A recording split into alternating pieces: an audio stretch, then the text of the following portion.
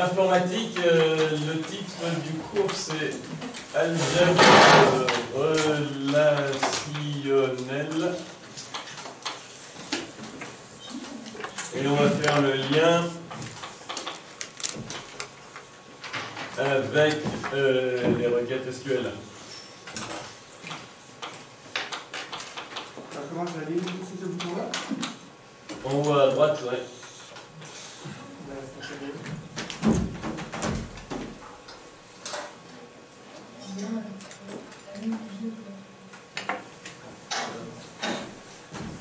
Alors, d'abord, le cadre du cours, c'est de donner des repères formels à ce que vous connaissez comme, de façon pratique, une base comportant des tables. Donc, l'idée, hein, c'est de donner, formaliser le but, c'est de donner un cadre formel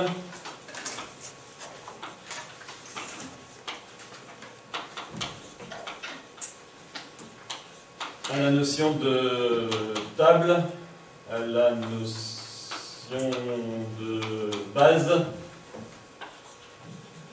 de données contenant des tables.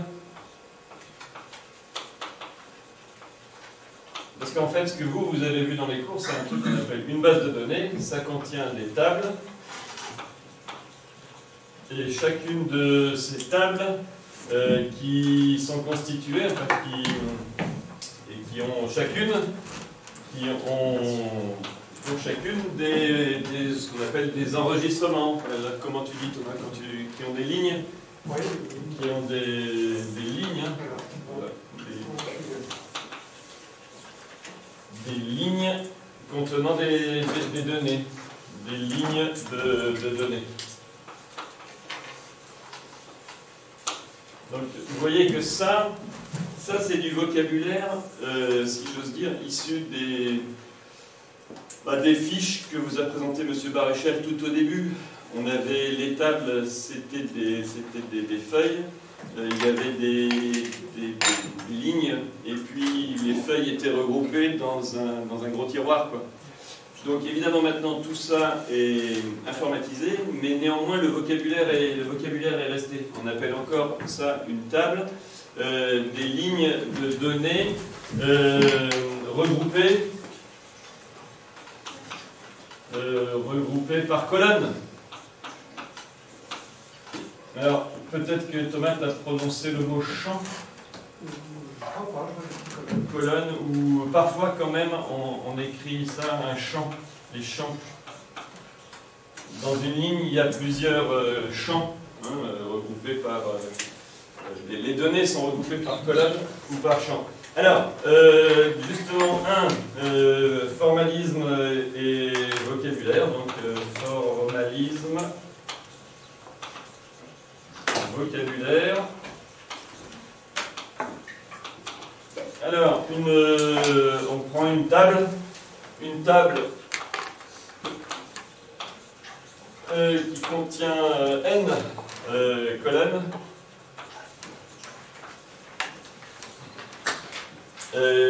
Alors, vous savez que les colonnes, qui comportent chaque colonne comporte chacune comportant des données de même type. Hein. Ça, c'est important.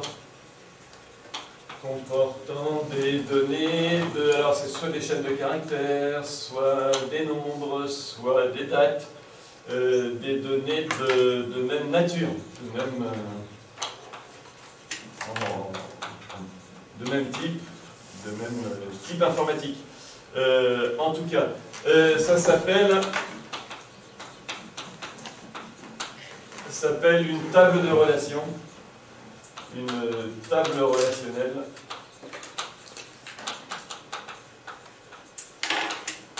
Alors on va l'appeler R, une table relationnelle R, munie. Donc vous voyez, ce qu'on appelait table, ça devient une table relationnelle. Ce qu'on appelait champ ou colonne, ça va s'appeler des attributs munis de n attributs. Alors, les attributs, j'ai choisi de les appeler dans mon truc A1, A2, jusqu'à AN. Et tel que, hop, avec, dans les données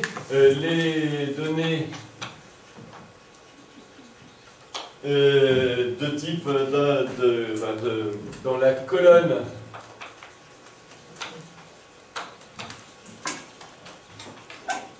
la colonne correspondant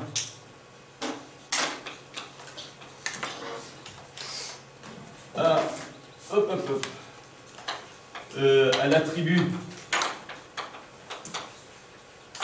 à n, à k, on va l'appeler, à k, c'est pas forcément le dernier. On dit qu'il appartient à un domaine de AK qui désigne le type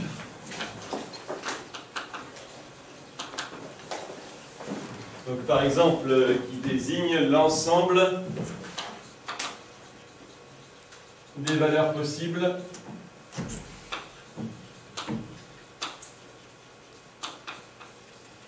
de ces données.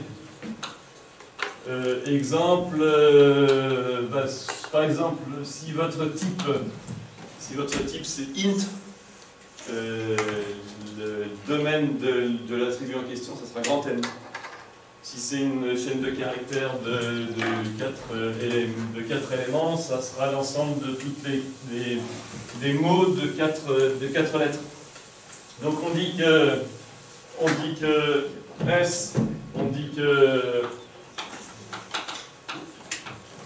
le schéma,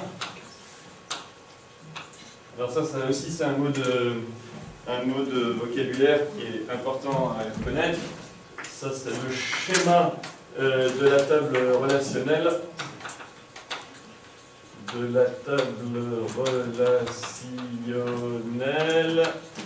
et alors on l'appelle S comme ça, vous l'écrivez S. Vous ouvrez ici, donc vous nommez l'attribut A1 et à côté vous donnez le domaine de A1. Ensuite vous écrivez A2 et A2 c'est un nom hein, et le domaine de A2 par contre c'est un ensemble. Et vous allez jusqu'à AN et vous citez le domaine de AN. Alors, on notera alors R de S, la table munie de son domaine. La table R munie de son schéma, de son schéma. On peut noter R égale tout ça, là, RS égale, on notera par exemple, hein, on notera plus simplement R de S égale R de A1, sans préciser le domaine, virgule A2, virgule AN. Un truc qui est important, c'est que l'un des attributs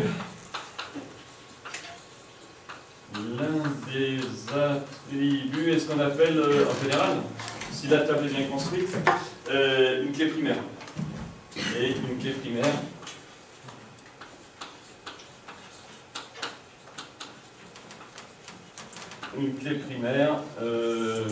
PRK le plus souvent là. PRK. Et il y a d'autres attributs.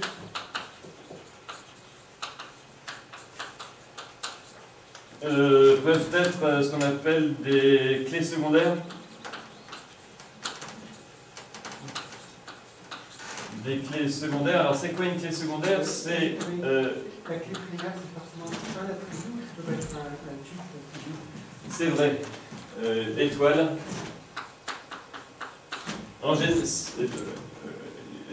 Alors, des clés, je finis, mais tu as raison, Thomas. Ça veut dire des clés secondaires. On appelle ça foreign key. Qui sont les clés. Alors, est-ce que vous êtes familier avec ce nom? Clés secondaires? C'est des attributs qui sont la clé primaire d'une autre table et qui permettent de faire la relation entre l'une et l'autre. Alors, on va faire des exemples, hein, bien sûr. La petite étoile, c'est que parfois, une clé primaire est parfois une clé primaire est un tuple. Est un tuple d'attributs, c'est-à-dire qu'un seul ne suffit pas à identifier de façon unique un enregistrement. Alors, c'est là où je veux en venir maintenant. Qu'est-ce que c'est que ça, si vous voulez, on a construit comme si on avait construit des colonnes. R est la table. A1, A2 jusqu'à AN, c'est les colonnes. Qu'est-ce qu'on appelle, alors ça c'est typiquement du langage de l'algèbre relationnelle, un enregistrement. Un enregistrement dans R, de R, dans R, la table de R. Et ben, c'est un tuple qui contient alors un long tuple, hein, est un L-uplet de valeurs. Alors, celle correspondant, alors l'enregistrement, je vais l'appeler petit e, dans grand R, est un N-uplet de valeurs, deux points, celle correspondant à l'attribut A, I, est notée E.ai. E.ai. Exemple, ici, quel que soit I, donc l'idée c'est que E.ai, ça appartient à un domaine de AI. Donc, par exemple, les attributs, on peut écrire E égale alors E, je sais pas, E numéro, vous voyez, il y en aura plein, hein, E1. Allez, la première ligne, pour nous, ça sera l'enregistrement numéro 1. Ça sera quoi? Ça sera E1.A1. Et ça veut dire quoi? Ça veut dire la valeur de l'enregistrement 1 pour l'attribut 1. Ensuite, il y aura point A2. Et puis, on ira comme ça jusqu'à E1.AN. Alors, parfois, c'est pas renseigné. C'est-à-dire qu'il y a un truc qui, parfois, n'est pas dans le domaine. C'est nul, NUL. D'accord? Donc parfois il y a des réponses où ça c'est pas tout à fait vrai. Domaine de AI, on va peut-être l'écrire union nulle, parfois nulle, tu vois? D'accord? Alors, à moins que dans le domaine de AI, on ajoute artificiellement que nul est toujours possible. Vous voyez ce que je veux dire? Attention, parfois nul, parfois ou nul. Ou parfois ou bien nul, ou E.ai donne renvoi nul. Attention. Donc, maintenant, si on veut faire le K-uplet de pas toutes les valeurs, on peut faire ce qu'on appelle une sélection, mais je vais en parler. Par exemple, si on veut désigner le KUPLE des valeurs de grand E pour les attributs alors peut-être pas tous, mais AIK1, AIK2. Bon ben, cette notation le permet. Donc AI1 jusqu'à AIK. Le K est inférieur ou égal à N, bien sûr. On le note. Et bien comme ça, là, E.AI1, E.AI2, et hop, jusqu'à E.AIK, pardon. Alors, ça, et c'est la première fois que je vais passer la parole à M. Baruchel. Est-ce que vous voyez quelle opération SQL permet de passer de là à là? Autrement dit, plutôt, quelle opération SQL me donne tout ça là? Alors, quelle opération SQL me donne E1 si par exemple je connais, disons, la clé primaire E1.11. Supposons que notre base de données soit bien construite. En général, une base de données bien construite a pour attribut numéro 1 ce qu'on appelle une clé primaire. D'accord? Un identifiant unique pour chaque enregistrement. Qu'est-ce qui va me fournir tout petit E1? Quelle ligne de code va me fournir tout petit E1? Ben, je vais faire tout de suite avec M. Baruchel, mais j'aimerais que vous le disiez, vous. C'est quoi quand je veux voir toutes les données pour tous les attributs d'un enregistrement? C'est étoile. Select étoile. Ça vous va? Donc là, le SQL qui va avec, c'est quoi? C'est select étoile from R where quoi?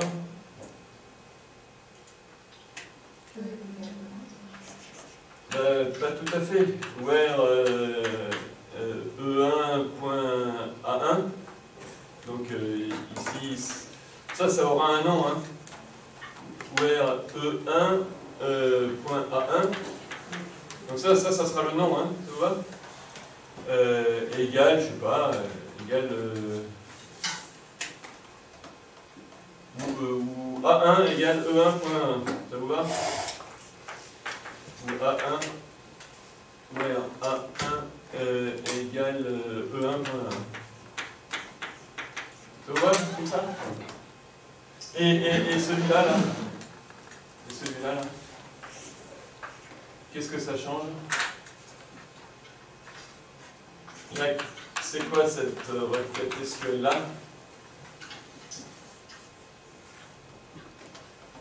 Select AI.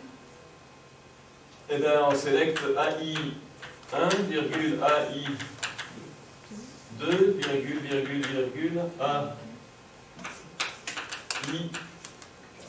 K. Et le problème, il est dans le where, c'est-à-dire qu'il faut quelque chose qui identifie votre NUPLE. Ça vous va? Alors, attention, cette opération s'appelle une projection. C'est-à-dire qu'au lieu d'avoir toutes les données, on projette. Vous voyez, est-ce que vous comprenez l'aspect mathématique du truc? Là, on a un NUPLE, et là, c'est sa projection sur un K, un truc de dimension K. D'accord? Alors, je laisse M. Baruchel maintenant vous montrer alors à quoi correspond le schéma relationnel. Ça, c'est dans l'onglet schéma de la base. D'accord? Alors, peut-être. Je ne sais pas si je l'ai. Si, à gauche. schéma, je pense que je fais ça. Voilà. Voilà.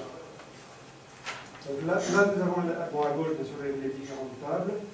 Là, ce qui correspond au schéma, vous l'avez ici. Si je prends, alors je crois que c'est la table de track qui est la plus intéressante. Je prends ici, donc vous avez un autre système. Hein, j'ai pris ça, c'est sur le navigateur. Là, vous avez la liste des. Et regardez même quand je passe la souris sur le nom de l'attribut, vous avez le domaine qui s'affiche. Name. À partir du domaine n var 4, alors c'est en fait une chaîne de caractères qui fait au maximum 200 caractères, c'est une chaîne de caractères. Par contre, un $id, c'est un. Non, c'est bon. Okay. Voilà, je vais soit des entiers, soit des chaînes de caractères dans les comme données pour les différents attributs de la table ici. Alors, un exemple de sélection. Donc, je vais mettre select étoile from genre where name égale char. Donc là, j'ai sélectionné une seule ligne de la table. Par contre, j'ai pris toutes les colonnes, mais j'ai sélectionné une ligne. Un exemple de projection, je vais mettre select name millisecondes from track. Alors là j'ai une projection sur la totalité des enregistrements. Alors qu'il y en a 4000 à peu près, c'est plus. Sur tous les morceaux de la table track, j'ai projeté deux colonnes, deux attributs. Et je peux, les deux, je peux faire une projection sur une sélection avec where, genre égale 2, par exemple. Bon, j'ai retenu que 2, genre AI. J'ai retenu que 2, c'était le genre de jazz. Donc là, je vais écrire directement comme ça. Là, j'ai fait une sélection et j'ai sélectionné toutes les lignes qui correspondent au genre numéro 2 et j'ai projeté deux attributs simplement. Donc, le nom du morceau et le jeu.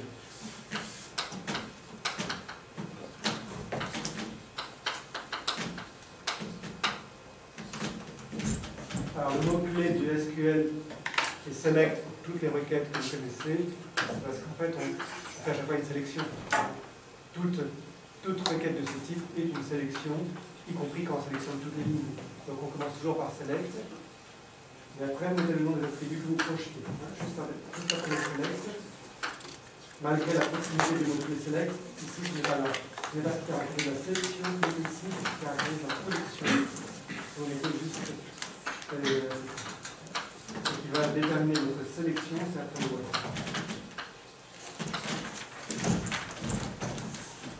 Ah oui, une autre base.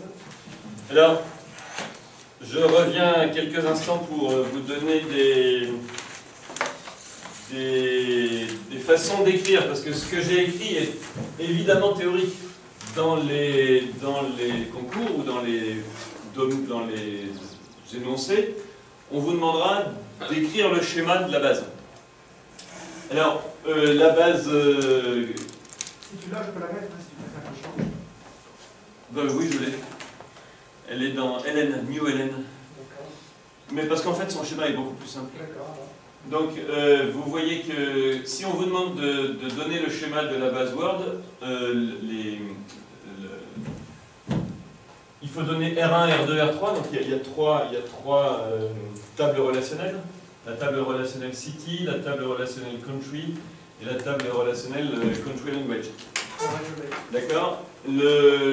Alors, il y a des codes qui sont à peu près universels. C'est qu'on souligne la clé primaire. Alors, vous avez beaucoup travaillé sur cette base. Vous savez que City, sa clé primaire, c'était un identifiant, le numéro de la ville dans la base. Par contre, le pays, c'était un code à 3 chiffres, FRA pour la France, etc. Ça, c'est la table qui a le plus d'arguments. D'accord? Par exemple, est-ce que vous voyez que ça, en toute rigueur, c'est country.name? Si on veut avoir accès à la valeur qui est là-dedans, c'est country.name. D'accord? Et alors, dans Country Language, est-ce que vous vous souvenez que... T'as une question là? Oui. Pour la clé primaire, c'est toujours celle qui a le plus d'éléments. La clé primaire, non, c'est la clé, c'est l'attribut dont la valeur identifie de façon unique un enregistrement. Maintenant, j'utilise le langage, vous jusqu'à présent, vous utilisiez du langage type colonne, etc. Là, cette séance est faite pour qu'on utilise du langage qui sera peut-être, et même sûrement, celui de, quand on parle d'une base de données dans le cadre d'un sujet de concours. Donc, la clé primaire, c'est l'attribut dont la valeur caractérise de façon unique un enregistrement. Est-ce que ma phrase te va? Ça vous va? Est-ce que vous seriez capable de dire quelle est la clé primaire de résultat? Alors, attention, il y a un piège. Language. Alors, le premier, si tu mets language, le problème c'est que French Français, c'est parlé au Québec? est parlé au Québec, en Belgique, etc. Et c'est pour ça que M. Baruchel m'a fait avec raison la remarque, attention, une clé primaire n'est pas forcément un seul attribut, mais parfois un tuple d'attributs. Dans Country Language, si vous avez bien fait le TD, vous savez qu'il y avait le français parlé en Belgique, n'est pas le même, n'est pas considéré, notamment en termes de pourcentage de is official, etc., que le français parlé en France. Donc, quelle est la clé primaire? Country code et language. Ilona? Non, j'allais dire IS official. Ah ben non. Ah ben alors là, c'est pire que tout, parce que si tu veux, tu n'as que deux valeurs pour is official. C'est yes, c'est true or false. Et ça caractérise en rien du tout un langage. Yann? Country code et language. Ouais, dans ces cas-là, on souligne les deux en même temps. Ouais, chaque ligne apporte sur un objet. Il va vous donner des renseignements sur un objet. L'acceptable, c'est quoi les objets dans une table? C'est l'importance de chaque langue dans chaque pays. Donc en fait, mon objet, c'est le français en France, bien le français en Belgique. Et la table, elle me donne des renseignements là-dessus. Il y a le pourcentage de la population qui parle le français en Belgique, le français en France. Donc ici, j'ai mis en jaune les primarités. Je croyais que c'était des codes dans IS official. IS official, c'est un renseignement que vous avez sur le français de France, c'est une langue officielle. Tandis que le français est parlé dans certains pays n'est pas une langue officielle. Yann? En quoi name, ça peut pas être la clé primaire dans le... Parce que, par exemple, il y a Paris aux États-Unis. Et il y a Brest. Et il y a Brest en Biélorussie. Parce que quand on dit name, c'est le nom... Le nom de la ville. Ah, non, mais dans le pays. En pratique, je ne crois pas qu'il y ait deux pays qui portent le même nom, mais enfin, en théorie, pourquoi pas? Ah oui, tu veux dire un pourquoi? Oui, dans la ville... Ah oui, c'est pour ça qu'on a inventé le code. C'est parce qu'on pourrait imaginer des pays qui ont le même nom. Rien n'empêche un pays d'avoir le même nom. Et d'ailleurs, il y en a. La Corée, en fait. La Corée, tiens voilà. Si c'est... Oui, mais enfin... Alors là tu as raison, mais le code international est fait pour ça. Le code international à trois lettres est fait pour que ce soit une clé primaire. Bon, ensuite, la deuxième convention, celle-là elle est sans doute moins pratiquée, c'est de souligner en pointillé les foreign keys. Exemple. Ça, country code, c'est une foreign key de la table city. Pourquoi l'attribut country code est une foreign key de la table city? C'est la clé primaire d'une autre base. Parce que c'est la clé primaire d'une autre base qui permet de faire des jointures. Vous avez commencé un peu à travailler avec les jointures. C'est-à-dire qu'on peut faire appel ici, en liant les enregistrements de city avec ceux de country, qui ont la même valeur pour l'attribut country code ici et code là. D'accord? Alors, ceux qui ont pratiqué ça, c'est where city.countrycode égale country.code dans la jointure. Ah oui, pardon, là je fais le produit cartésien, excuse-moi, j'avais un coup d'avance, de retard, pardon. On peut faire, parce qu'au moment où j'ai dit on peut regrouper tous les arguments, hein, d'accord? Alors, si vous voulez, c'est join city, join country, on city.countrycode égale country.code. Ça vous va? On écrira ça tout à la fin. Il y en a une, bon, ben là, donnons juste un dernier petit exemple. Est-ce que vous voyez que réciproquement, capital est une foreign key de... Enfin, l'attribut. Alors maintenant, je parle d'algèbre relationnelle, hein, ça va. Donc, l'attribut capital est une clé étrangère de la table relationnelle country. Pourquoi? Parce que c'est la clé primaire de la table relationnelle city. Et que ça permet de faire une jointure sur celle-ci. Parce que qu'est-ce qu'il y a là? Si vous avez étudié cette table, il n'y a que des identifiants. Il n'y a aucun nom, il n'y a aucun district, il n'y a aucune population. Il y a le numéro de la ville dont le pays, enfin que le pays a pour capitale. Il n'y a pas toutes les cités sont pas des capitales. Eh non, justement. Du coup, on peut dire que c'est une cité étrangère, même s'il n'y a pas toutes les... Ah bah oui, bah, une jonction n'est pas forcément surjective. C'est-à-dire que comme tu dis ici, là, je m'exprime cette fois sous forme mathématique. Country.capital ne va pas décrire l'entièreté de city. Country.capital va décrire certaines des villes, lesquelles, eh bien tiens, là Thomas tu peux faire une requête SQL, c'est-à-dire cherchons les villes qui sont des capitales. Allons-y. Cherchons des villes qui sont des capitales. Alors là vous avez déjà les identifiants des capitales dans la colonne de droite. Ça ne me donne pas leur nom, mais donc probablement on va essayer de faire une jointure. Donc fais une jointure. Oui, fais une jointure parce que on fait un peu ça en avance. Hein. Donc là, on va mettre, je ne sais plus comment ça s'appelle, c'est city.name, je suppose, non? Ça s'appelle comment? Non, c'est city.name, son name, ça va partout. Fais-le proprement, si tu connais, ce sera. Voilà. Alors, je vais revenir à la ligne, parce que les requêtes commencent à prendre un petit peu de place.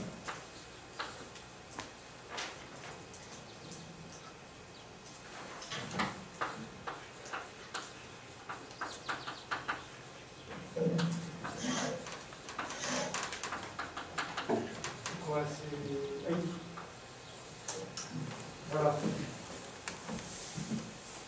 Donc vous avez 4 colonnes ici. Le code du pays, le nom du pays, l'identifiant de la capitale et le nom de la capitale.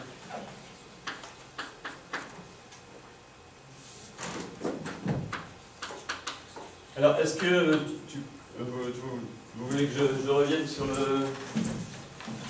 la requête SQL qui a été donnée? Alors, finalement, regardez, mais là, il ne voit pas. Est-ce que, Thomas, il faudrait qu'on invente un truc, hein. Quel truc est-ce que tu peux décrire ta requête SQL en disant que ça... Ouais, je peux sélectionner avec Ah ben voilà. Alors, ici, on a créé une table. Est-ce que vous... Je surligne pendant que tu parles. Ouais. Ouais, vas-y. Donc, on a créé une table un peu artificielle qu'on ne voit pas ici, qui est la table où les enregistrements de city suivent les enregistrements de country lorsque la valeur de country code pour city est égale à la valeur de code pour country. Est-ce que je m'explique bien? C'est-à-dire que dans city, vous avez plein de villes. Dans country, vous avez plein de pays. Bon, je le dirai tout à l'heure, mais on peut faire ce qu'on appelle le produit cartésien, c'est-à-dire mettre tous les enregistrements de city à la suite de tous les enregistrements de country. D'accord? Ça va faire énormément d'enregistrements. Et il y en a qui n'ont aucun intérêt. Pourquoi mettre à la suite de France les renseignements concernant Londres? Aucun intérêt.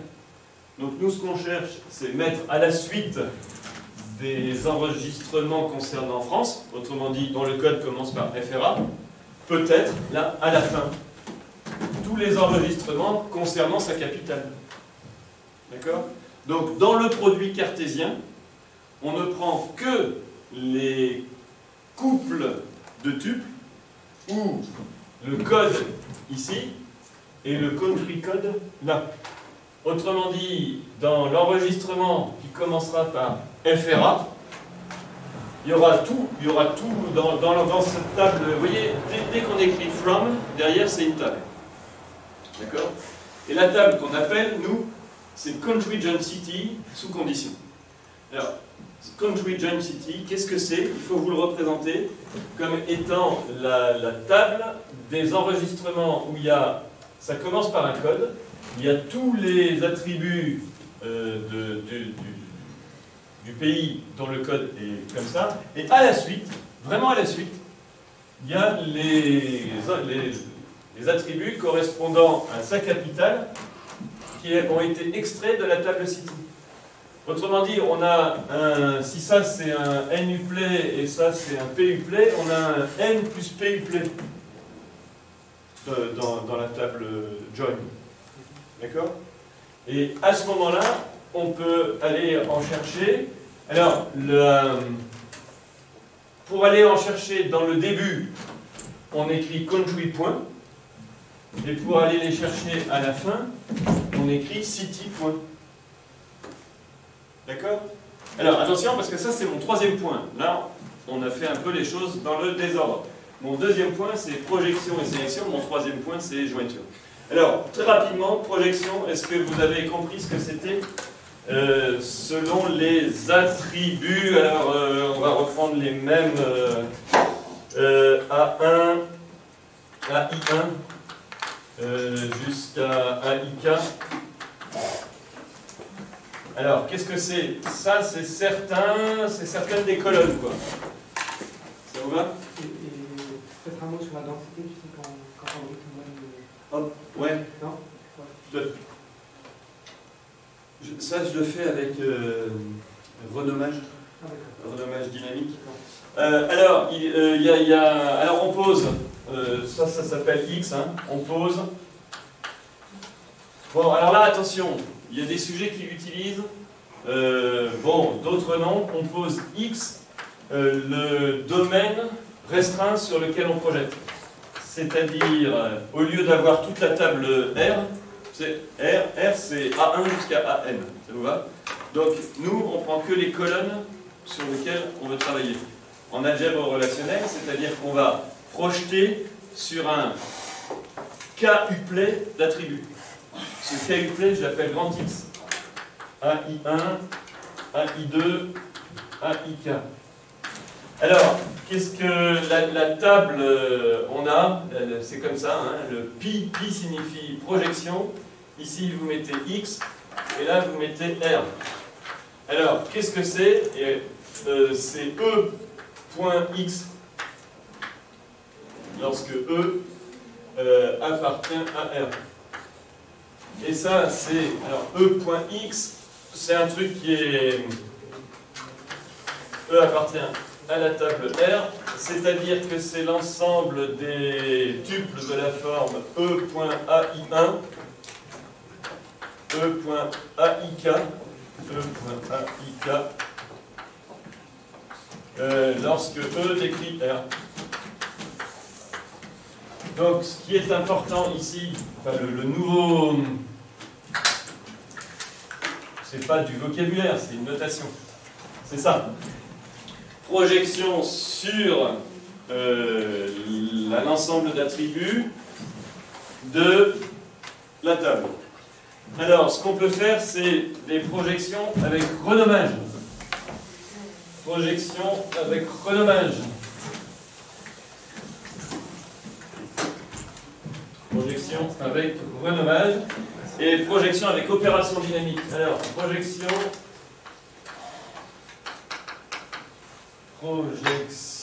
avec renommage. Alors, vous avez dû l'utiliser déjà, je pense. des attributs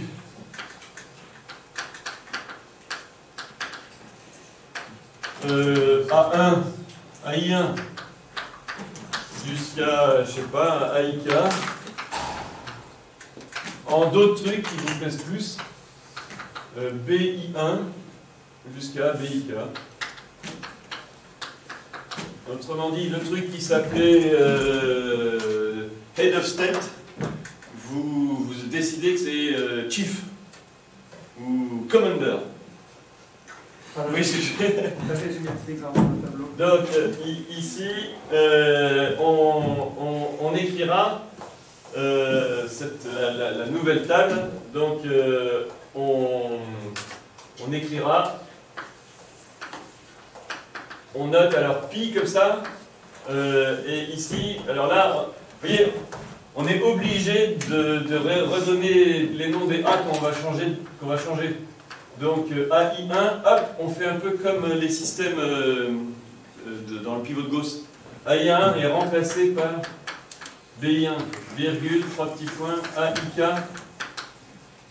est remplacé par BIK. Et là, on écrit de R, donc la nouvelle table. La table obtenue. Hop, je passe l'écran à Monsieur Baruchel pendant que je prépare projection avec opération dynamique. Là, je vais faire un exemple qui n'a pas beaucoup d'intérêt, hein, mais j'ai une projection donc, de deux attributs, le code du pays et le nom du pays. Et à chaque fois, j'utilise le petit mot-clé as, qui est le même qu'en pour renommer. Code est renommé en ID et name est renommé en pays. Et donc, j'ai une table, vous voyez que les entêtes dans cette table, donc respecte le choix ici que j'ai donné. Vous avez donc deux colonnes, des identifiants et des pays sur la colonne de droite. Alors, ce qu'on peut faire aussi... Oui. Après, quand on va les appeler dans d'autres trucs, ça aura changé le nom ou c'est juste là Non. Le requête select ne modifie jamais la table. Là, on manipule les tables qui sont créées dynamiquement. Et elles existent en image. Ça affiche. En informatique, rien ne fait. La table est simplement créée donc, dynamiquement le temps de la requête. Effectivement, elle disparaît.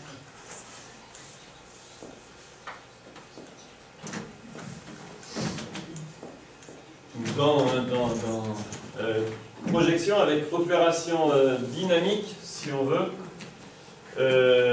sur les... Alors là, je vais en donner qu'une, hein, avec opération dynamique. Allez, on peut en faire plusieurs. Hein, sur les attributs. Avec, sur certains attributs, parce qu'en général, quand même, on n'en fait pas des centaines. Hein. Certains attributs. Alors ça, bon, vous savez ce que ça veut dire. Ça veut dire qu'on crée une nouvelle colonne. Alors là, la notation algébrique, c'est quand même une projection. Par exemple, ici, vous avez f de AIK qui est remplacé par un truc B. Et si vous voulez en faire plusieurs, vous faites ça par stock, là. Alors, parfois ce qui est intéressant, c'est quand même d'en garder un ou deux. Par exemple, vous gardez AI1, vous gardez AI2. En général, les premiers sont quand même les plus significatifs d'un enregistrement. Donc là, par exemple, ça va être code et name. Ça va? Mais par contre, comme troisième truc, vous voulez la densité du pays. Donc il faut diviser sa population par sa surface. Donc ça, c'est faire une opération sur certains des attributs. Alors, je sais pas, AI un autre, AIP, virgule AIQ, virgule, on peut en mettre plusieurs. Et ça, vous rentrez ça dans un truc qui s'appelle B. Et ça, c'est R, la table obtenue. Alors, exemple, je passe l'écran à Monsieur Baruchel, on va faire la table des pays avec code, nom et densité. Voilà, vous l'avez au tableau, mais j'avais carrément renommé les deux premiers attributs. Je retire espace avec l'objet. Je retire ça aussi. Et surtout, vous regardez la troisième colonne. Donc, elle est créée dynamiquement, mais c'était l'objet d'une question, je crois, dans le TD. On crée la densité. Quand je dis on crée un nouveau Goyard, on crée de manière dynamique. On ne va pas vraiment modifier la base. Donc, on crée une colonne par une opération arithmétique, donc ici une division. Et en général, on lui donne petit d'un nom. Parce que si je ne donne pas de nom, il n'y a pas réellement des moyens de me référer à elle, sauf que, bon, voilà, vous voyez ici, pour le coup, là, on est juste dans l'affichage. Donc ici, ce qui est affiché, c'est simplement l'opération que j'ai faite. Et je ne pense pas que je puisse me référer après si ma requête est plus complexe. Donc il faut impérativement que je redonne pour pouvoir, le cas échéant, m'y référer. Exemple, si je veux trier. Si je veux trier en fonction de la densité, je peux le faire parce que j'ai renommé la colonne.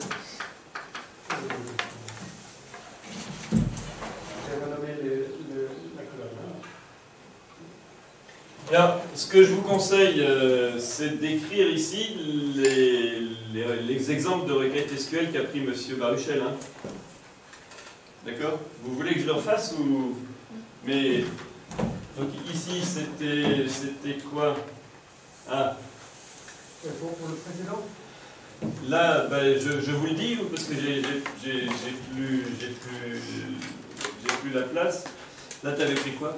J'avais pris select code as ID, j'avais name as pays. Ça vous va? Exemple.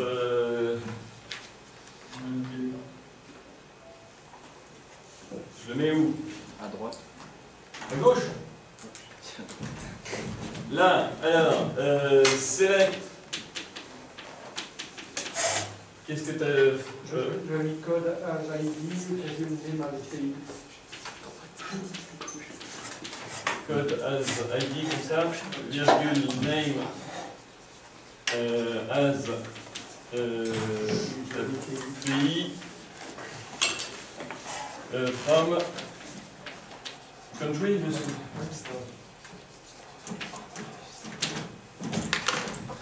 Et là, tu avais écrit select. Là, il est toujours au tableau. Code. Code virgule name. Code virgule name. Virgule population divisé par surface. Population divisé par surface area, c'est ça? Oui, c'est ça. As density. As density. Donc vous voyez que ici, c'est bon? From, je le mets from country. Bon, j'essaye de mettre les mots codes du langage en majuscule. Hein. Vous savez que le SQL est assez souple et permet de ne pas le faire, mais... alors, on passe, maintenant qu'on a vu les projections, on passe au truc qui en fait est souvent le plus important, c'est ce qu'on appelle les sélections. Est-ce que vous comprenez qu'une projection, c'est un choix de colonnes? Des opérations sur les colonnes, des renommages de colonnes, mais en tout cas des opérations sur les colonnes. Celles que l'on voit, celles que l'on utilise, celles que l'on renomme.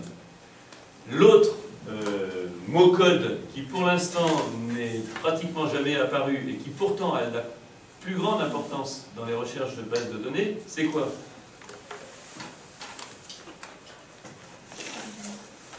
Ben, je ne sais pas que si vous avez dû taper, pour ceux qui ont bien fait les TD, 50 requêtes SQL, il y avait toujours à peu près le même mot-code qui jusqu'à présent n'a pas été cité. Oh, non, like, c'est plutôt... Ouais, alors avant, tiens. Like, c'est juste une condition logique, si tu veux. Like, c'est un test logique. Avant, where, le truc le plus important, c'est que dans une table qui comporte 247 pays ou 87 365 clients, vous voulez en isoler certains. D'accord? Donc, le plus important, ou presque, dans la requête, c'est la condition logique qui sélectionne les lignes. D'accord? Alors, attention, piège de vocabulaire. En algèbre relationnelle, ça s'appelle, c'est ça qui s'appelle une sélection. Alors, bon, soit A, une valeur possible. Donc, ce qu'on appelle d'abord une sélection simple. J'ai pris petit a, une valeur possible de l'attribut grand A. Petit a doit appartenir à domaine de grand A. Exemple, Servan, si tu mets code like France, ça va pas. Parce que code a été déclaré comme un domaine d'une chaîne de caractères varchar 3. Alors que France a été déclarée comme chaîne de caractères pouvant prendre n'importe quelle valeur. Tu vois ce que je veux dire? D'accord? Donc, il faut... Alors, maintenant, là encore, hein, ça, normalement, vous savez faire. On veut, pour sélectionner, hein, on veut la table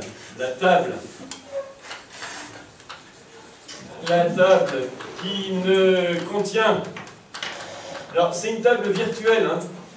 Elle est créée, elle est générée automatiquement par le logiciel. On peut lui redonner un nom qui peut être réutilisé après, hein, comme une vue, mais elle porte un nom algébrique. Donc, la table qui ne contient que les enregistrements,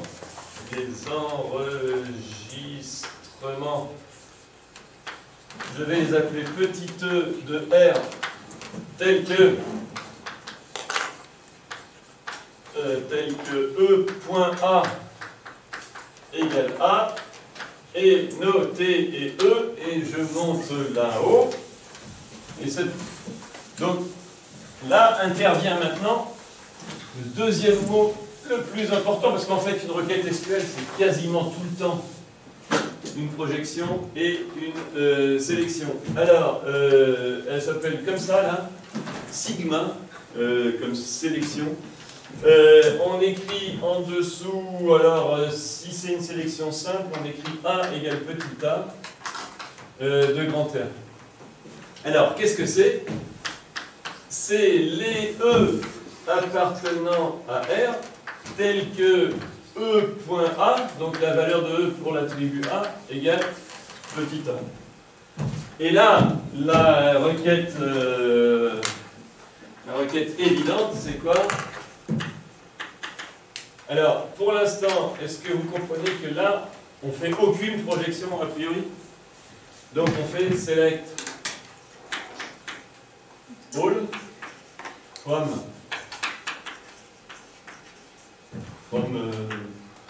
allez. Alors ici, est-ce que vous comprenez qu'on écrit R? From R, et R ici, donc c'est si j'ai écrit. Bon allez, écrivons de l'algèbre relationnelle. Hein. R, where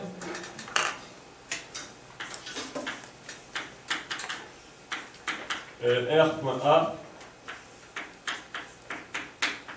égale petit a. Et R ici c'est. Alors R ici c'est country, c'est ça? Vous avez dit country. Et le continent like donc ici c'est. Alors on aurait pu écrire R country.continent, hein, mais vous voyez ce que je veux dire? Donc ici c'est plus simplement country.continent. Je peux le mettre ici. Country.continent égale. T'as pris quoi? Europe. Ou like Europe. Ouais, j'ai mis like. Alors, essaye avec égal comme ça.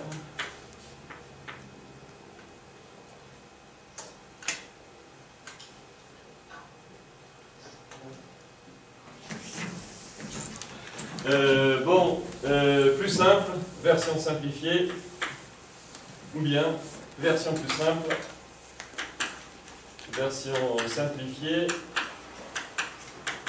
S'il n'y a pas d'ambiguïté sur la table utilisée, vous écrivez tout simplement select to from country where continent égale Europe. Remarquez que vous pouvez écrire aussi continent. Si vous n'êtes pas sûr, c'est Manon qui m'avait posé cette question, je ne sais plus. Like Europe. Parce que vous ne savez pas trop si dans la base, les mots ont été orthographiés avec ou sans majuscule, avec ou sans tiret, ce genre de choses, hein. Sans marin, ce genre de trucs, là il faut faire un petit peu. Alors le plus intéressant maintenant, enfin sans doute le plus intéressant, hein, c'est la sélection avec condition logique. Sélection selon une condition logique.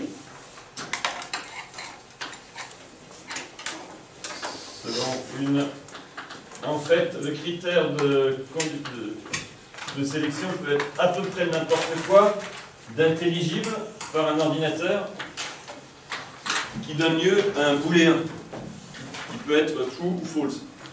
C'est-à-dire soit qui, et là ça peut être très compliqué, hein. Qui, alors vous savez qu'une condition logique, ça peut contenir des or, des and, des plus grands, des plus petits, des égales, des in, vous voyez ce que je veux dire?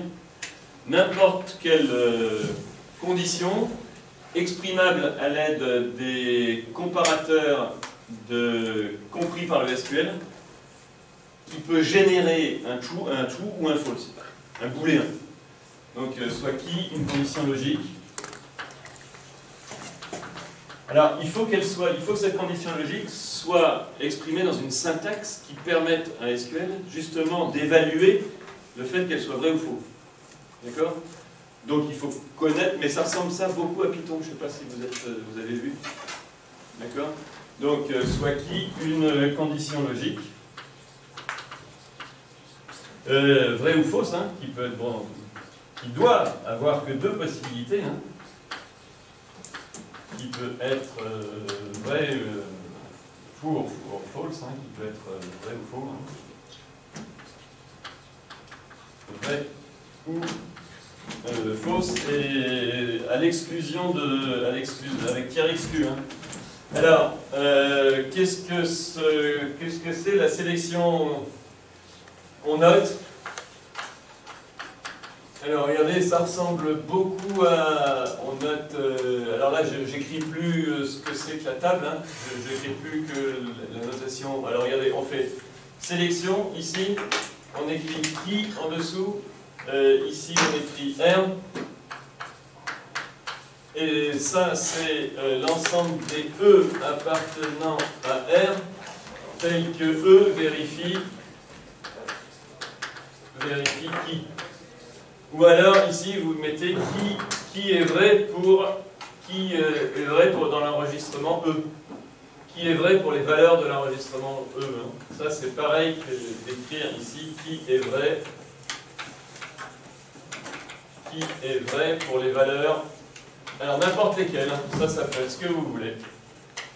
Là ça commence à devenir intéressant. Hein. Qui est vrai pour les valeurs de l'enregistrement.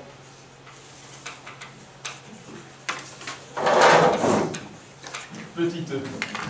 Alors là, je laisse la place à M. Baruchel, parce que là, vous pouvez vraiment vous... C'est là que c'est intéressant, quoi. Le SQL commence à être intéressant quand on mélange une sélection selon une condition logique avec une projection. Là, c'est là que le SQL devient intéressant. Vous vous rendez compte qu'au début, en fait, on peut faire beaucoup de choses avec un tableur, qui finalement, ça ne change pas grand-chose. Par contre, là, on commence à faire des choses qu'on aura du mal à faire avec un tableur. Si je voulais n'afficher que les lignes, là, regardez, j'ai pris les pays de la base dont la date d'indépendance est postérieure à 1989. Vous voyez que beaucoup de choses sont passées en 89. Donc, quels sont les pays qui ont acquis leur date d'indépendance après la chute du mur de Berlin? Donc voilà, c'est une égalité. Mais bien sûr, je peux mettre and, par exemple. Hein, je peux faire la même chose, mais restreindre, par exemple, à l'Europe. Hein, and, continent, like. Voilà. Quels sont les pays qui ont acquis leur indépendance après, enfin strictement la capacité de 90, disons, et qui sont en Europe. Donc vous voyez les pays de l'Europe de l'Est hein, qui apparaissent hein, évidemment dans cette crise. Notez l'exemple. Hein.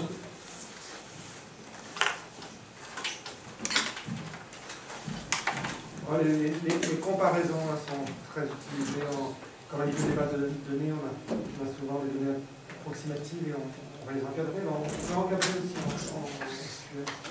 Allez, l'exemple, tu me cites qui, c'est quoi? C'est ici, mais ici, au début, j'ai pris date d'indépendance supérieure à 1989.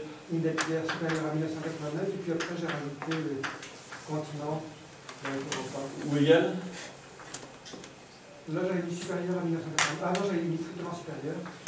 1989. Ouais. Inde. Continent, like, Europe.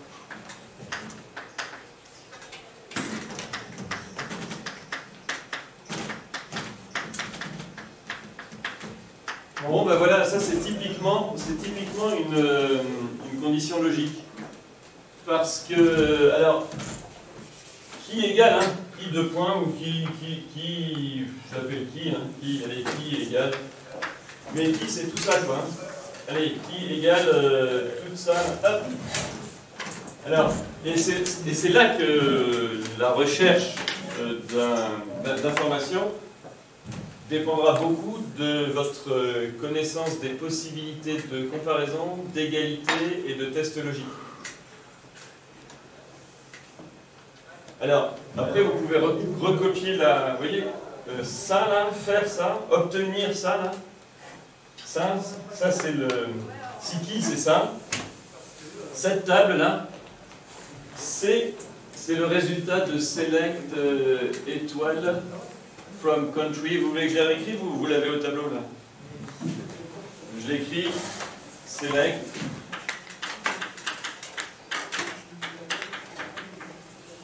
Étoile from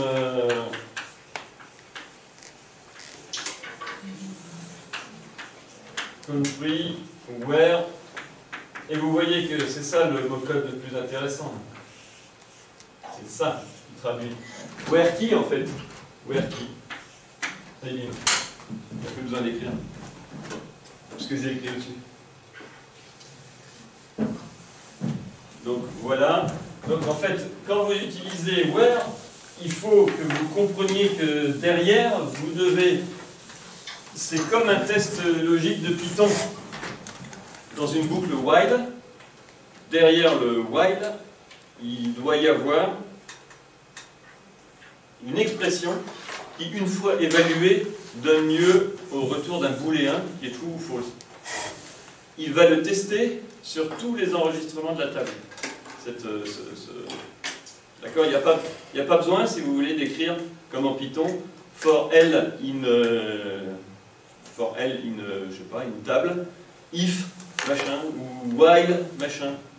Ici, quand vous écrivez where, il va tester sur tous les enregistrements si la condition qui est vérifiée. Si elle est vérifiée, il l'ajoute à la table sigma key de R. Et le résultat de la requête, c'est sigma key de R. Ça vous va? Alors, c'est juste des noms. Mais sachez que cette table, ça, ce qu'on voit à l'écran, là, la nouvelle table que M. Baruchel vient de faire apparaître, c'est le résultat de la sélection suivant la condition logique. Alors, je ne la répète pas là, elle est entre parenthèses là. Country, point in Napier, and continent like D'accord, Europe, et vérifier. Clair pour tout le monde? Alors, maintenant on passe au troisième truc le plus important. Donc les deux trucs les plus importants, vous avez compris, c'est projection. Projection, c'est choix ou manipulation de colonne. Sélection. Alors, ce qui est embêtant avec le langage, peut-être SQL, c'est que quand ça commence par select, ce que l'on met derrière, c'est les attributs sur lesquels on projette. Est-ce que vous me suivez? Donc il y a une petite ambiguïté, c'est que le mot select a été choisi pour regrouper tout le résultat de la projection et de la sélection. Mais ce qu'on écrit juste derrière le mot select, en fait, c'est les attributs sur lesquels on projette. D'accord? La condition logique, alors soit l'égalité stricte, soit la condition logique par rapport à laquelle on fait la sélection, cette fois, elle se met derrière le mot where. Pourtant, c'est ça, la sélection. Alors que ce qui est écrit derrière select, c'est la projection. Est-ce que c'est clair? Oui. Et du coup, ici, la lettre E, dans l'enregistrement, ça représente une petite case. Ah non, l'enregistrement, c'est tout... c'est B. Par exemple, l'enregistrement BIH Bosnia Europe 1992 a passé avec succès le test KI. Donc tous ces attributs ont été affichés. Alors évidemment, la plupart du temps, on fait plusieurs en même temps. Tiens, ben on va le faire. Qu'est-ce qu'on voit au tableau si en fait on ne veut pas tout? On peut bien sûr combiner, mais ça j'allais le faire après. Tant pis, je le fais maintenant, avant 3. Donc suite de 2. Ça je vous laissais pour l'instant là. Mais il faut qu'on se dépêche. On peut bien sûr composer.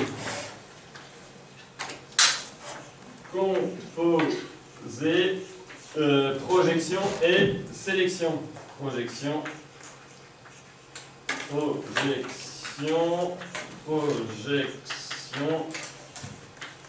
et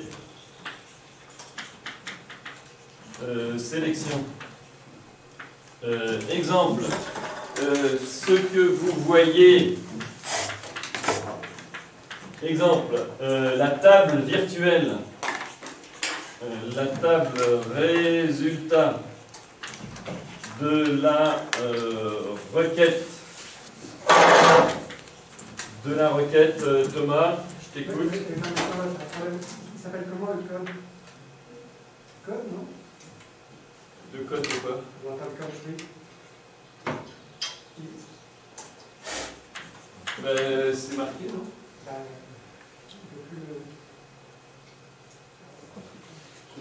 Ah non, j'ai mis le point virgule. Voilà. Voilà. Alors, j'ai mis select code, name, continent, index. Code, virgule. Name. Virgule. Continent. Et index. Je veux que tout ne soit pas dedans. Donc, non mais dans ton where, dans where kit, Indepier, continent, code. Ce que je veux dire, c'est que ah bah Indepier. Non. Mais tu vois ce que je veux dire? Il faudrait qu'il soit disjoint. On n'est pas obligé d'afficher le continent, puisqu'on connaît le continent. On sait que le continent c'est l'Europe, on n'est pas obligé d'afficher. On n'a qu'à virer le code, non? Le code, oui. On n'a qu'à virer le code. Alors, name, select name. Qu'est-ce que tu as dit? Il affiche simplement, on fait un name, il affiche. Index. Where key? From country. Pardon, je dis from country, where.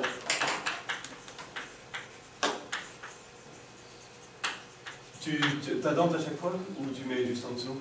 Oui, en général, ce que je fais, c'est que je les sélecte à gauche, et après j'adapte un petit peu chacun des mots.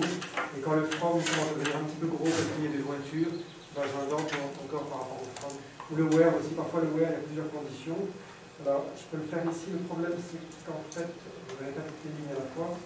Mais je peux aussi faire quelque chose de ce genre hein, quand la condition est grosse. Alors, si vous avez compris mon truc relationnel, c'est quoi ça? C'est quoi la table qu'on voit au tableau? Alors, c'est... Bon, remarquez qu'il fait toujours les sélections d'abord. Hein. Donc en fait, ça c'est tous les pays, mais classés par leur nom et leur date d'indépendance. Non, c'est... R, c'est notre table. R, c'est country, c'est ça? C'est country. Donc, et là, qu'est-ce qu'on lui a fait? Un rond. Ça, c'est quoi ça? Juste avant, il y avait étoile là. Select étoile. Ça c'est quoi ça? Ça, la table, ça redonne, ça renvoie. Utilisons un terme informatique. Ça renvoie la projection suivant qui de country. Je rappelle que qui c'est in depth year plus grand que 89 and continent like Europe. Donc cette requête SQL renvoie sigma key de country. C'est clair? Mais ce qu'on se disait avec M. Baruchel, c'est qu'avec Servan, elle voyait pourquoi il y a tous les attributs. Parce qu'on n'avait pas fait de projection. Alors là, on peut la faire. Ça, c'est projection sur name, virgule, indep year. Name, virgule, indep year. Alors, ça prend beaucoup de place à cause de indep year, mais indep year. Donc ici, name, virgule. Alors, voilà. C'est-à-dire que la table que vous voyez au tableau, son nom, c'est ça. Enfin, son nom. La notation algébrique de ce que vous voyez au tableau, c'est ça. Et la notation algébrique de ce que vous voyiez avec 2 i avant, c'était ça. Et en fait, vous comprenez maintenant qu'une requête SQL, même très simple, c'est pratiquement toujours ça. Projection suivant des trucs, de sélection suivant une condition appliquée à une table. Autrement dit, dès qu'on fait un tout petit peu de SQL intéressant, parce que M. Baruchel a raison, si on ne fait pas ça, autant avoir un tableur, presque. Avec ou un formulaire, disons, un formulaire. Mais là, à partir du moment où on peut faire une composée de projection et de sélection avec qui peut être n'importe quel énoncé logique, ça devient très puissant. Seule restriction, parfois les données sont éclatées, parce que j'ai toujours en tête mon 3. Seule restriction à la puissance de ce truc-là, les données sont souvent éclatées. Par exemple, si on veut le nom de la capitale, ou souvent, parce que quand il y a eu une indépendance, il y a eu une manifestation, ou un truc comme ça. Si dans cette table-là, on veut le nom de la capitale, on ne peut pas. Je vous rappelle que country ne contient dans l'argument capital qu'un code, et on n'aura pas le nom. Autrement dit, on ne pourra pas savoir le capital du Bélarus en même temps que sa date d'indépendance. Oui. Est-ce que si on inverse la projection et la sélection, ça donnera le même résultat ou pas? En fait, comment il fait? Le langage SQL fonctionne toujours sur la sélection d'abord, mais la réponse est oui. Parce que là, il n'y a pas conflit, si tu veux. Mais moi, regarde, ce qui est quand même logique, c'est que quand tu fais une sélection, il faut que tu testes sur toute la valeur des attributs. Alors que là, c'est une table qui contient que 2 colonnes. Donc moi, je préfère l'écrire comme ça. D'abord, ça correspond à ce qui est fait en logique. SQL fait d'abord ce qui est derrière le where avant de ne projeter que ce que tu demandes. Et d'autre part, il me paraîtrait malvenu de dire qu'on fait une condition logique comportant des choses comme indepure, continent, qui ne font pas partie des colonnes de ta nouvelle table. Donc écris-le comme ça. Juste pour compléter, en fait, il y a un exemple un petit peu plus ambigu, c'est la densité. Si je veux faire un where density supérieur à 100, mais que je définis density dans les attributs de ma projection. Mais en fait, ce que j'installerai sur reste, c'est qu'en fait, vous avez l'impression que vous calculez la densité au début de la requête et que vous faites un test à la fin de la requête. Mais en fait, le langage va d'abord faire la sélection, c'est qu'en fait, il va déplacer ses équilibrés. La formule de la densité va être transposée au niveau du where. Alors, il va d'abord sélectionner et après il va sélectionner. Alors, on passe au troisième point le plus important. Le quatrième, c'est les regroupements. J'aurai pas le temps d'en parler parce qu'il est des regroupements. On fera un truc... honnêtement, les regroupements en langage d'algèbre relationnelle, c'est un peu pénible. Donc, bon, il y a des notations, mais je ne pense pas qu'on vous les demande au concours. En revanche, produit cartésien et jointure, on finira là-dessus. À mon avis, c'est important. D'abord, le produit cartésien. Qu'est-ce que c'est que deux tables relationnelles de schémas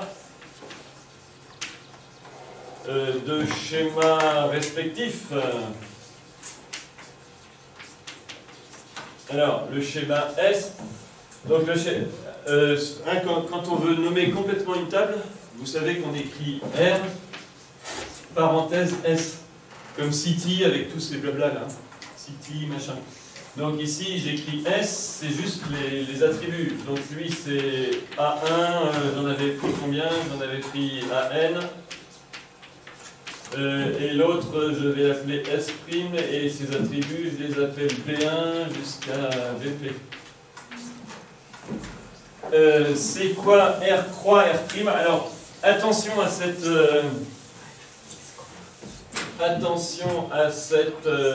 on pose. Alors, R croix R', et ça, c'est vraiment des maths. C'est l'ensemble des enregistrements de E suivi des enregistrements de R', quand E décrit R et E' décrit R'. Alors attention à ce genre de truc, ça a l'air sympathique, mais c'est rapidement, donc R croix R' et le produit cartésien, mais ça c'est des maths, hein. Et le produit cartésien de R par R'. Donc R croix R', ça c'est son nom. Problème, est-ce que vous comprenez que, remarque, E virgule E' est un combien uplet?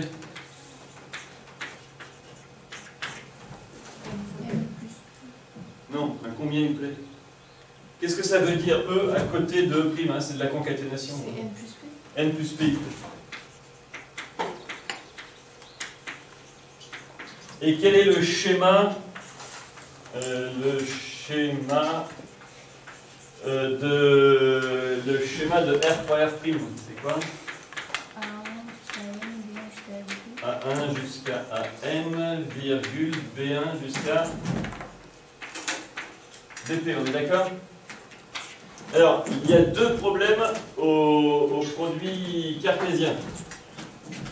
D'abord, la taille. Si R contient 1000 lignes, et R' aussi. R croix R' contient combien de lignes? À fond. À fond. Et pas n'importe qui. C'est parce que dans le film, c'est le général de Gaulle. On n'en parle plus. J'ai essayé de faire une blague de 2020 pour un film que vous l'avez vu, au fait? Oui, bien sûr. Bon, 1 million, hein, c'était la réponse. 1 million. Thomas, tu sens l'onde patriotique qui parcourt cette salle ou pas? Bon, 1 million. Premier problème des produits cartésiens, la taille. Attention, rapidement, Country, là, qui possède, il y a 250 pays ou 240 pays. Si vous le multipliez par le nombre de villes, 4000 villes fois 2000 pays, vous voyez? Bon, et ça c'est juste un problème de place. Non, le plus important, et sans doute le plus intéressant, c'est le sens. C'est-à-dire, pourquoi faire un produit cartésien? Alors, on va quand même le faire, pour donner la syntaxe. Select from R, virgule R'. C'est tout simplement ça. Mais juste tout à l'heure, vous avez dit qu'on collait les deux trucs. Oui. Pour après avoir que ceux de franchise. Exactement. Et comment on fait pour avoir que ceux de franchise? Eh bien, on fait une restriction du produit cartésien, et une restriction du produit cartésien, ça s'appelle une jointure. D'accord? Alors, pendant que je prépare ça, je te laisse faire juste montrer virgule. Un produit cartésien, c'est possible. Il faut se poser la question, qu'est-ce que ça veut dire? Ça veut dire, mais imaginez par exemple que je veuille, c'est un peu artificiel comme exemple, mais imaginez que pour chaque ville du monde, je m'intéresse, alors on n'a pas les données ici, mais je m'intéresse à un pourcentage de la population qui viendrait, qui serait français, qui serait anglais. Imaginez un monde très très cosmopolite. Moi je m'intéresse à Londres, et je voudrais savoir, donc à Londres, combien il y a de Français, de Chinois, de Japonais, etc. Là, on pourrait dire pourquoi il va faire le produit cartésien des pays et des villes. Alors, par contre, je n'aurai pas, à ce stade-là, je n'ai pas les informations suffisantes pour aller jusqu'au bout de l'idée. Et ça s'écrit comme ceci. Select étoile from country de city. Ça existe. Bon, et si par hasard, j'avais effectivement le moyen d'avoir des informations sur le nombre de Chinois, le nombre de Français, d'Allemands, etc., pourquoi pas? Ça pourrait être intéressant de faire ce produit cartésien. Après, je pourrais essayer de voir quelles sont les villes les plus cosmopolites, par exemple, ou quelque chose de ce genre. Mais c'est vrai que c'est un peu artificiel comme exemple. Le plus souvent, c'est rarement très utile de prendre tous les éléments d'une table et puis tous les éléments d'une table et puis de faire correspondre à chaque fois, hein, pour chaque ligne de la table A, et faire correspondre toutes les lignes de la table B, ça a rarement beaucoup de sens. Donc c'est possible, mais c'est rare. C'est rare. C'est-à-dire qu'en fait, ou bien pour des jumelages, hein, je voudrais savoir avec quel pays Brest est jumelé avec combien de pays. Vous savez, il y a des jumelages entre les écoles. Je pourrais prendre effectivement chaque ville et puis éventuellement croiser avec les pays pour essayer de m'interroger sur ce genre de relation. Hein, il y a des jumelages entre Brest et l'Écosse, entre Brest et je ne sais pas quoi, l'Allemagne, je suppose. Mais bon, voilà, c'est quand même assez rare. En fait, hein. C'est rarement une très bonne idée de faire un produit cartésien. alors, en fait, le produit cartésien ne va jamais, ou presque, sans une condition logique. Autrement dit, sans une projection. C'est ce que disait Ilona à l'instant. Soit qui, une condition logique portant sur les... Alors, ce qui est bien maintenant avec la jointure, c'est que on peut aller... Si vous voulez une condition illogique, mais ça peut être un exemple, question tout à fait stupide, quels sont les couples de villes et de pays qui... Tiens, est-ce qu'il y aurait une ville qui parle le même nom qu'un pays? On va regarder. Alors, web, city.m, like, country. Alors, pourquoi se poserait-on une question aussi stupide? Mais, alors, c'est long. Vous avez dit que c'était long parce que ça, le produit cartésien, c'est coûteux comme opération. Mais, alors, je comprends pas. voir ce que j'ai ici. Ah oui, attendez, il faut que je mette ici, j'ai country. Ça va bien. Country.name. City.name.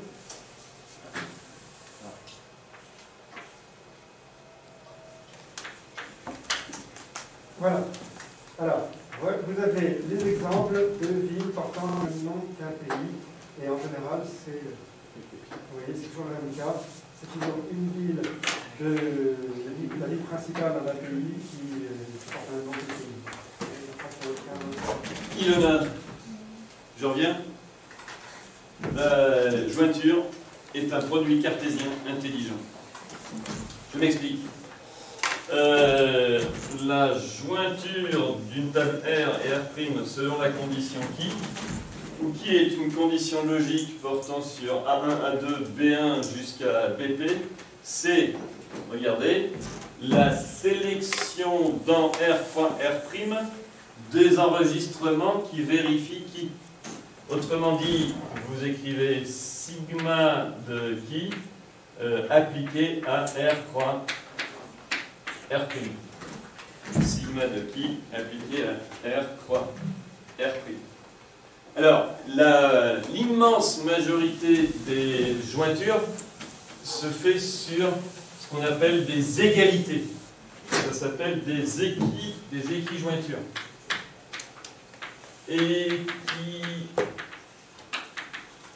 Jointure. Bon, alors ici, je passe, l'année prochaine peut-être, vous verrez que les jointures peuvent ne pas être symétriques. C'est-à-dire qu'on met les enregistrements de R si R' passe la condition, ou les enregistrements de R' si R passe la condition. Là, il faut que les deux passent la condition. Ça s'appelle une jointure symétrique.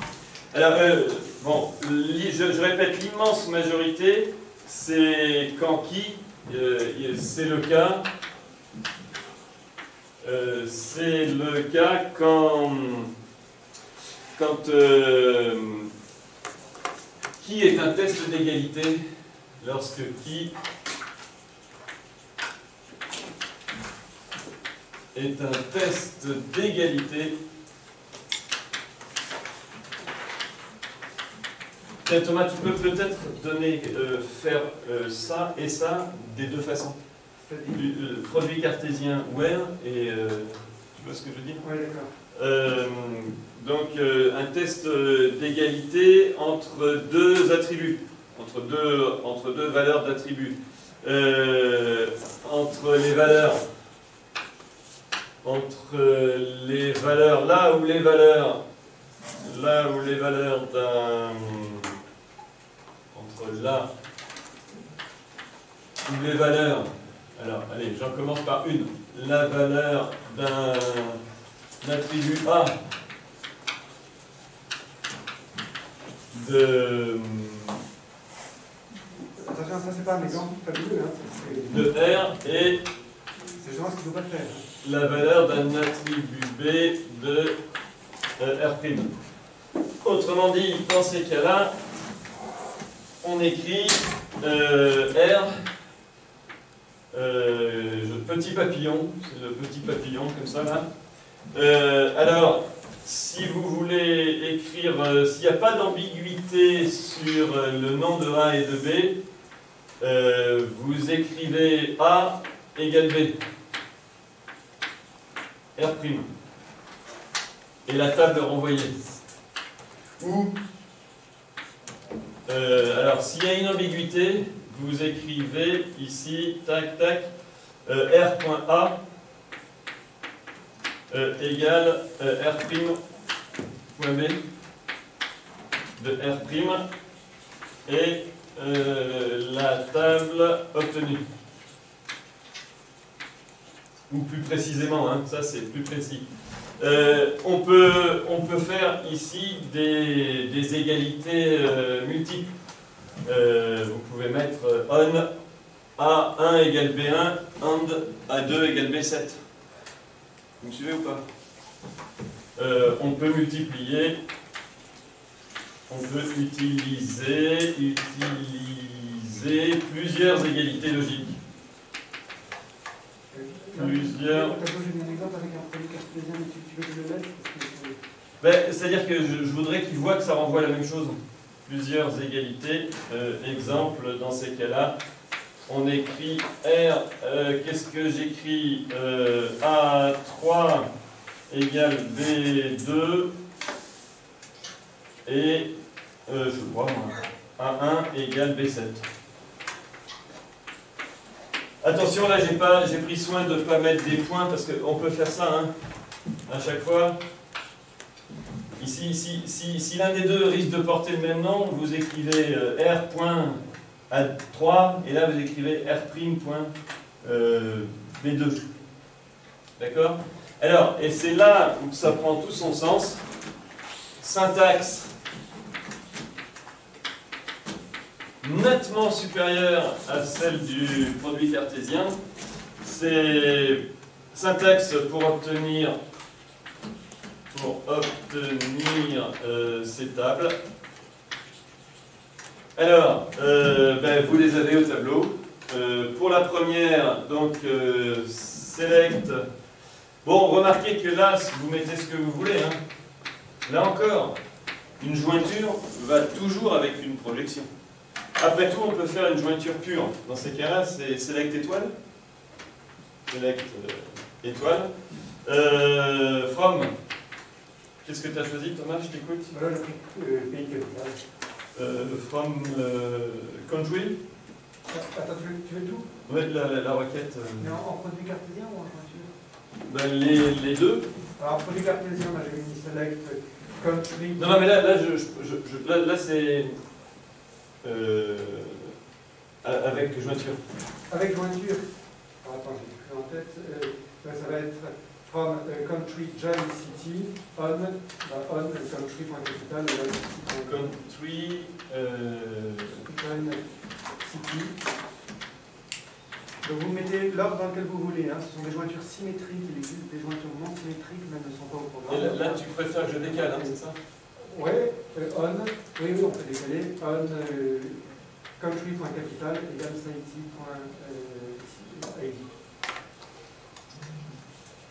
Cela dit, il n'y a pas d'ambiguïté, donc on peut écrire capital égale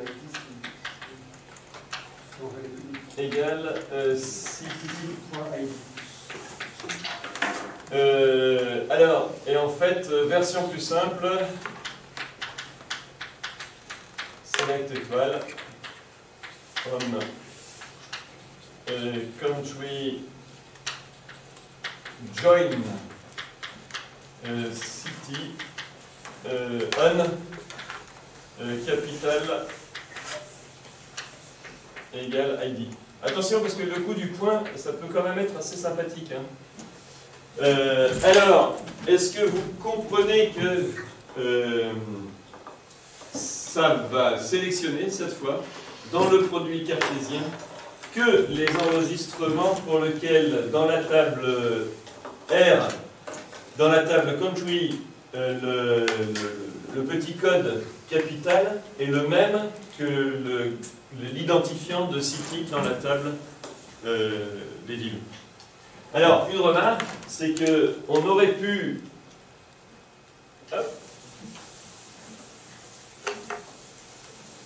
ça correspond, si vous voulez, donne le même résultat, mais c'est nettement meilleur. La jointure a justement été faite pour éviter le produit cartésien. Dans une copie, vous ne mettez surtout pas ce tableau-là. Donc, renvoie la même table que select. Monsieur? Oui. Excusez-moi, mais est-ce qu'on peut aller manger? Parce qu'en fait, on a des créneaux. Et déjà, hier, ils nous ont dit qu'on aurait dû aller manger beaucoup plus tôt. Alors, je finis juste ma phrase. Et on finira parce qu'en fait, je crois qu'on a dit l'essentiel. Hein. From country, les autres jointures, c'est ce qu'on appelle les jointures naturelles. Donc ici, ça va être country, virgule, city, where. Et là, vous mettez votre on là. Country capital égale J'appelle ça qui, sachant que ça c'est qui là. Ça c'est qui complet et ça c'est qui simplifié. Donc ça donne le même résultat, mais